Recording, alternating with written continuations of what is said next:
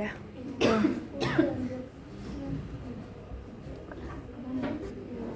Assalamualaikum warahmatullahi wabarakatuh. Waalaikumsalam warahmatullahi wabarakatuh. So good morning everyone. We are from group 1 and My name is Nazwa Abdiani. I'm Nora Lutfia And I am Amalia Putri Hanum. and I'm Mehmet Kapasya And I'm Anna Perkatumedia. and we're going to present about basic concept of intellectual disability. This is the very first step that you should know about this lecture, and if you want to go through this lecture, so this is the first step. Okay. So you guys can see it like is the definition of intellectual disability from an educational perspective. The first sentence is intellectual disability is clinically recognized in childhood and adolescence by defective in cognitive and adaptive abilities. This the key points: cognitive and adaptive abilities. So in the educational perspective, disability intelektual mempengaruhi kemampuan peserta didik dalam learning, thinking, also problem solving, serta menerapkan pengetahuan dalam konteks di akademiknya dan kehidupan sehari-hari di school environment. And also, for your information guys, people with disability intellectual is 1% in the general population. And this condition in children under 18 years of age characterized by below average intellectual function, IQ under 70. Also, significant limitation in adaptive skills such as the ability to eat, dress, communicate, and socialize in an age-appropriate manner. And children with intellectual disability, including like slow learner and those with Down syndrome like this, face long-term challenges in thinking function, social interaction, also full participation in their peer environment. Yeah. So next is historically change in terminology and their implication. So at first, I want to tell you guys about the historical change, and at 18,000, they call it the Down syndrome is the intellectual disability by idiot like imbecile and moron. Whereas idiot itu like someone has a very low IQ, and imbecile itu like the atasnya agak atasnya dari idiot, dan moron itu tuh IQ-nya sedikit di bawah rata-rata. Dan pada zaman itu terjadi karena waktu itu para ilmuwan ingin mengklasifikasikan manusia itu berdasarkan kecerdasan. Jadi mereka dikategorikan sebagai idiot, like imbecile, and moron. Dan pada 1900-an dia itu dipanggil sebagai kayak feeble-minded, di mana itu adalah terjadi karena pengaruh eugenika atau suatu fenomena atau yang berasal dari kata Yunani yang berarti baik dan asal, yang dimana diartikan sebagai kelahiran yang baik. Sedangkan menurut mereka pada zaman itu mereka ini kayak orang-orang yang tidak baik. Maksudnya kayak kan kalau orang baik itu diimplementasikan tuh kalau orang yang punya IQ-nya tinggi. Terus pada saat itu mereka itu dikategorikan karena mereka itu memiliki sifat-sifat yang kurang atau yang tidak diinginkan. Dan selanjutnya pada tahun 1950 until 2000 ini lebih ke pada saat mereka masih masih ada by medis and by diagnosis, di mana mereka dikategorikan sebagai mental retardation. Di saat itu mental retardation atau retardation tersendiri adalah kata yang berarti memperlambat. Hal itu dipilih karena pada saat itu yang pertama, hal itu berdasarkan dari diagnosis, berarti yang bersifat klinis dan ilmiah. Terus dia menekankan bahwa orang ini mempunyai keterbelakangan perkembangan mental. Terus pada 2010 until now, it's more like mereka di call intellectual disability, where they are sekarang tuh di diagnosis apa ya kalau di diagnosis, pokoknya dikategorikannya itu kayak orang yang mempunyai kekurangan mental, tapi sekarang itu lebih ke sosialnya, di mana sekarang itu dia lebih didukung untuk bahwa they are still human, they have their own like dukungan, hak dan inklusi. Dan next is historic. I'm sorry, the judul is wrong, but judulnya tuh ada implikasi. So dulu mereka itu dicap sebagai orang, dulu pada saat zaman sebelum sekarang, dia itu membuat capnya itu membuat para intellectual disability ini merasa kayak mereka individu yang merasa diremehkan, meningkatkan diskriminasi pada individu tersebut. Terus masyarakat itu fokus pada kelemahan individu yang dianggap sebagai tidak mampu. Terus yang dahulu juga pendidikannya itu sangat terbatas, diagnosisnya masih kaku, kebijakannya diskriminatif dan lain-lainnya. Pada saat sekarang implikasinya itu yang terjadi atau dampaknya yang terjadi itu adalah reducing social stigma, making the education system more inclusive, making the diagnosis fairer and more comprehensive, strengthening legal protection, improving individual psychological well-being, and change the scientific paradigm regarding disability. So next, I want to learn about intellectual functioning and adaptive behavior. So this intellectual functioning refers to a person's overall mental capacity. It involves general cognitive ability such as reasoning, problem solving, abstract thinking, planning, understanding complex ideas, learning from experience, and adapting to new situations.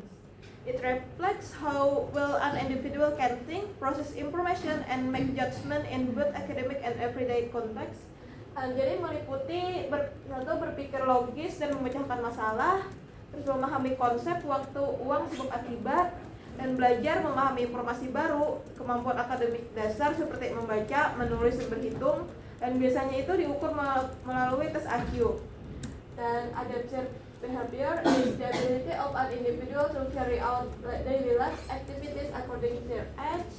So the adaptive behavior refers to the collection of the conceptual, social, and practical skills that individual learns and use in their daily life.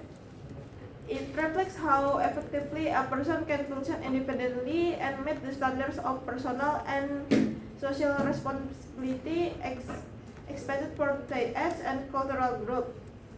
Dan itu meliputi terutama konseptual skill seperti membaca, menulis, berhitung, kemampuan berkomunikasi, dan memahami informasi akademik. Dan kedua social skill, itu interaksi sosial, memahami norma dan aturan sosial, dan mengontrol emosi. Dan terakhir practical skill, yaitu mengurus diri seperti mandi, makan, dan berpakaian, aktivitas harian, dan kemandirian sesuai usia.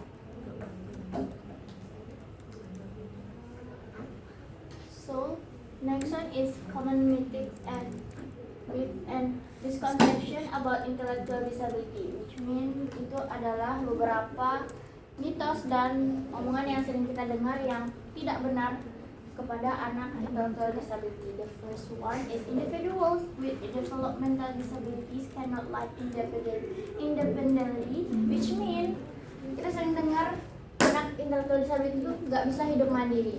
The fact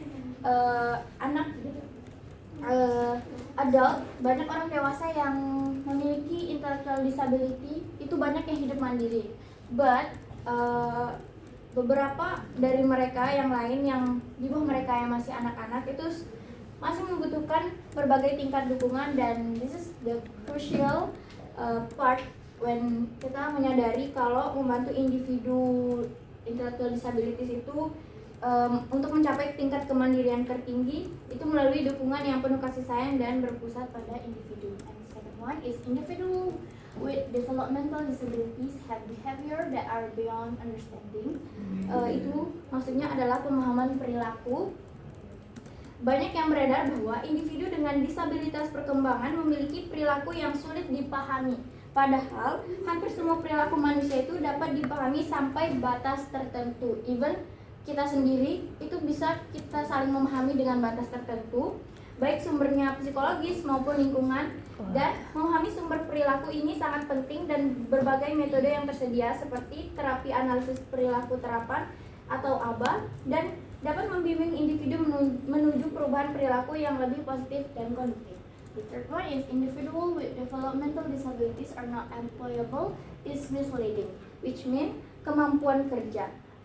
Banyak beredar juga anak disabilitas intelektual itu tidak dapat dipekerjakan atau tidak mampu bekerja, which mean itu adalah sangat tidak benar dan sangat menyesatkan, karena bahkan kita sering lihat di TikTok, kalau teman-teman pernah lewat, itu ada anak intellectual disability yang bekerja sebagai barista di sebuah kafe.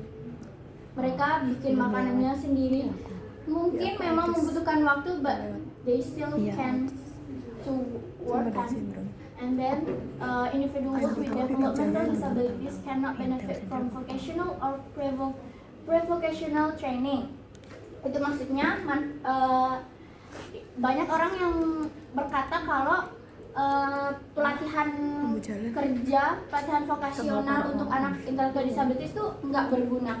Padahal itu juga berguna, kayak tadi yang anak intellectual disabilities yang bekerja di sebuah kafe sebagai barista, itu salah satu bentuk manfaat dari latihan vokasional. And the last one, individual with intellectual disabilities are defined by their limitation.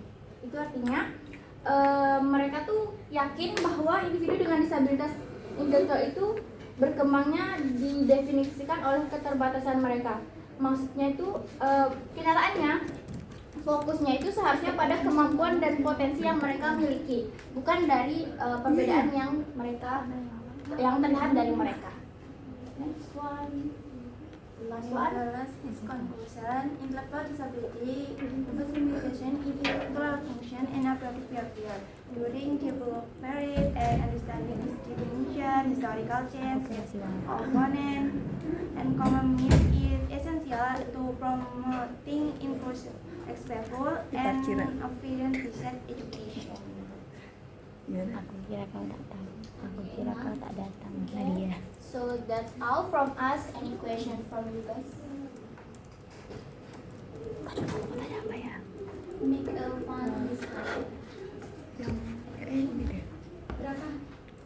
Kayak 3 atau 5 pertanyaan. Dari kelompok. Yang bagian ini deh awalnya. Iya nggak sih? 3 atau 5 pertanyaan.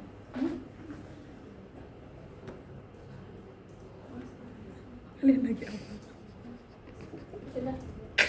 Presentasi kan? Nggak bisa ini, nggak bisa video. Any question, guys?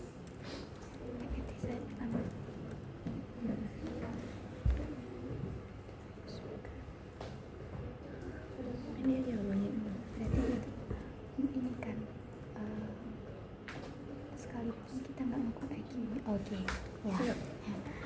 Nih, oke, maybe you can go to first slide. Oke.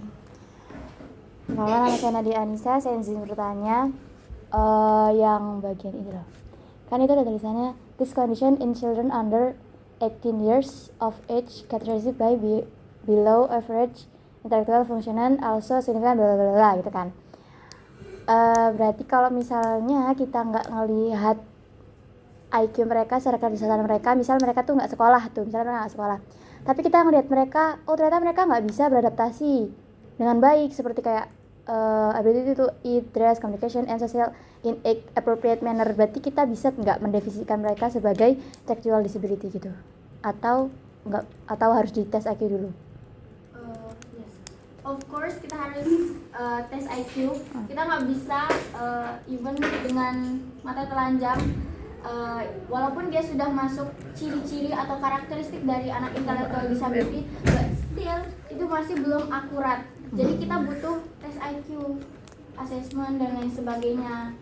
Even misalkan di sekolah inklusi atau di SLB, anak yang kata gurunya tuh ini bukan anak intellectual disabilities, tapi kalau kita lihat kayaknya ini masuk deh, itu belum tentu akurat juga walaupun dari perkataan gurunya, like dari lecture sebelumnya dibilang.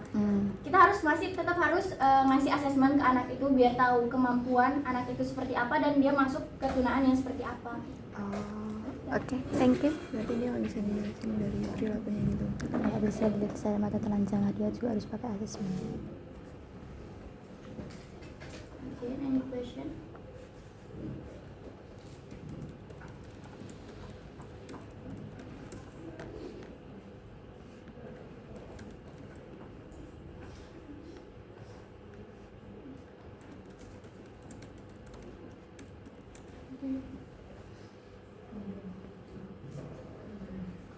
Keterbal.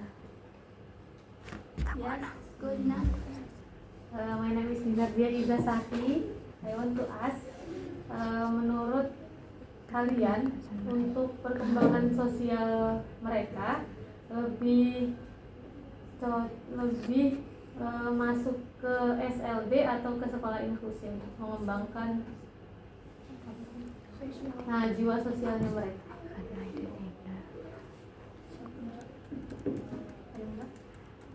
Kayaknya kalau dari aku pribadi itu lebih cocok ke SLB karena SLB kan ada pelatihan kerja tadi vokasional, itu membangun bagaimana mereka bertahan hidup di sosial, biar mereka bisa bekerja, ada bekal untuk bekerja, untuk melatih kemandirian dalam hidup mereka di sosial. I have addition. So in SLB juga itu mereka punya teman-teman yang sama seperti mereka keadaannya dibanding diinklusifkan. Jadi ditakutkan kalau diinklusif itu kebanyakan dapat bullying or something yang tidak kita inginkan. Jadi sangat direkomendasikan untuk SLB. Thank you for the question. Thank you for your question. Any question again? Nanti. Enggak ada. Aku nggak tahu gitu ya. Yes, let's go Cinta.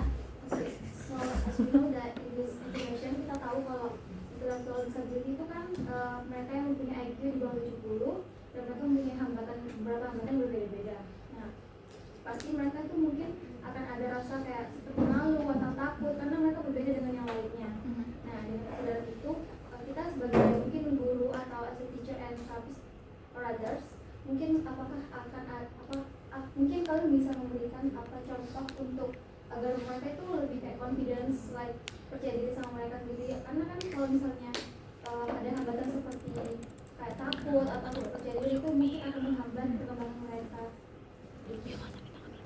Maybe dengan mereka sekolah di SLB dan kita sebagai guru di SLB itu sendiri mungkin bisa memberikan mereka sedikit gambaran dan memperkenalkan mereka kalau they're not alone, they're same. Maksudnya mereka kan punya teman yang sama seperti mereka, and then kita kasih pemahaman kalau mereka itu sama dan masih bisa belajar.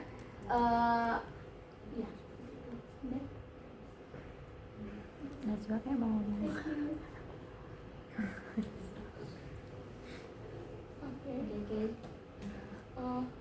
Cuma gini. Bukti lo mau tanya. Mungkin ada yang nambahin dari last question tadi juga. Kamu harus bertanya. Selain ngasih pengertian dan gambaran. and introduce Ayu mau nanya Ayu. to their Ayu. Udah mau nanya Ayu. maybe any comment like komentar presentasi dari Puan.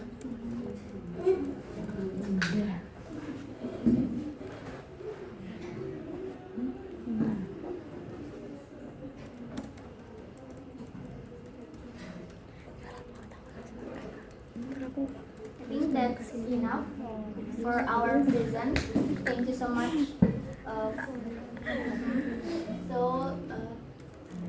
Ya, terima kasih. Assalamualaikum warahmatullahi wabarakatuh. Waalaikumsalam warahmatullahi wabarakatuh.